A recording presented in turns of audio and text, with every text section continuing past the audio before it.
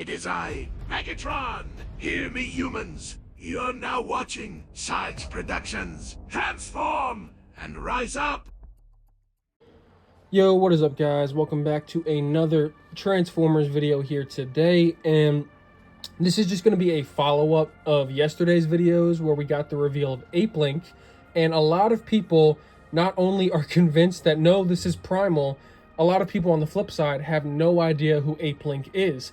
And I don't blame you, because I had to do my research as well for this extremely obscure character, which appeared pretty much only after all the Beast Wars stuff and was a character that appeared in toys and some other comics.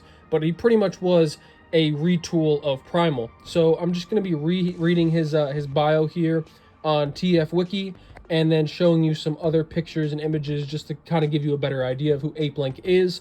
And then I'm just going to give at the end another brief talk about what role I think he's going to be playing in Rise of the Beasts, and expanding upon what I was saying in yesterday's video. So, APELINQ is a Maximal from the Beast era portion of the Gen 1 continuity family.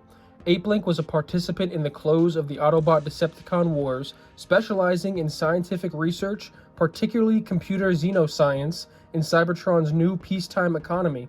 But in due time, he was called by the Maximal government to lead the resurrection of Cybertron's legendary strike team, the Wreckers.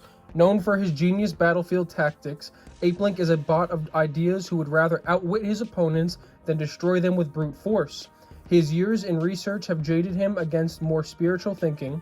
He doesn't trust mysticism. APELINQ tends to micromanage, and to his detriment, and thanks to his solid confidence in his own abilities, he can get in over his head.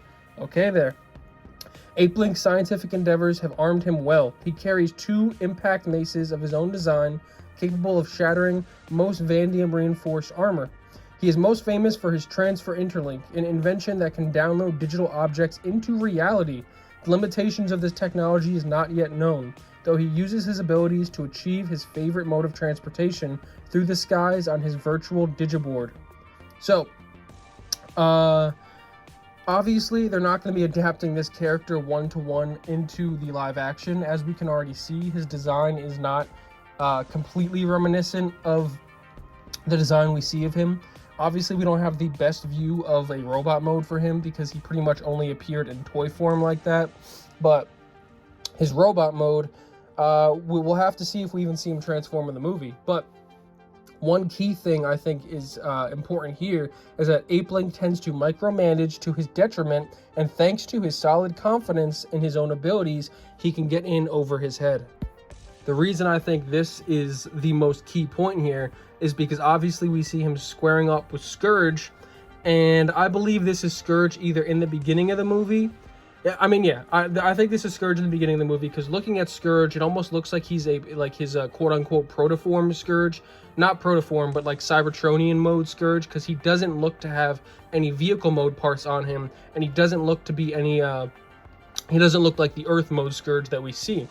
And on top of that, I believe this is actually the Maximal planet, because as you can see, we have the Energon ruptures all over the ground in the back, and I think this is pretty much the Maximal planet being prepared by the Terracons for Unicron's arrival to come and destroy the planet and consume the planet. And I think this is going to be a scene we see early on to kind of set up how powerful Unicron is and how damn powerful Scourge is, because I believe we're going to see Scourge kill APELINQ here and take the 2 gigantic arm blades that APELINQ has, and pretty much like we see in Scourge's bio, he is an amalgamation of parts of, and he takes the parts off of his fallen enemies and uses them to upgrade himself. So we see Scourge obviously multiple times on Earth when he has the giant arm blade, and I believe that is the blade that he's going to be taking off of the corpse of APELINQ, who obviously has the 2 arm blades.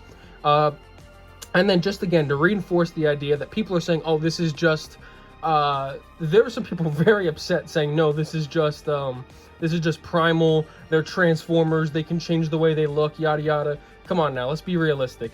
The head has more fur on it, the face is different, the arms are completely different, the color is different, the weapons are different. I mean, this is a different bot, and 99% sure this is APELINQ. We got the confirmation the day before that there will be another Maximal in this movie, and it looks like this is going to be APELINQ.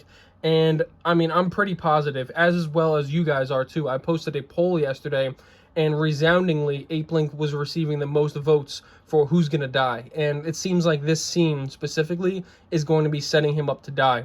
And it almost looks like they're taking some of his G1 aspects in that he's going to be overconfident in his abilities, because he sure looks to be confident squaring up with Scourge with no fear. So it's going to be a really cool scene to see. Maybe I'm completely wrong. Maybe this is a scene from later in the movie. Maybe this is all on Earth, but I really, really doubt that. I'm thinking that this is the Maximal planet we're going to see, and we'll see all the Maximals here.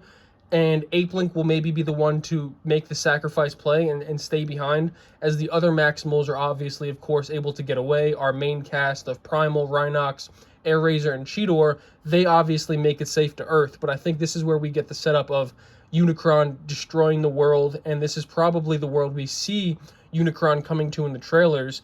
And he's not actually coming to Earth in the trailers, but we'll just have to wait and see. Just wanted to get this video out. Briefly breaking down APELINQ, explaining him for people who may not know him. And yeah, that's all I have to say in this video. Likes, dislikes, anything is appreciated. Thank you guys so much for all the support I've been getting recently. And until next time, peace.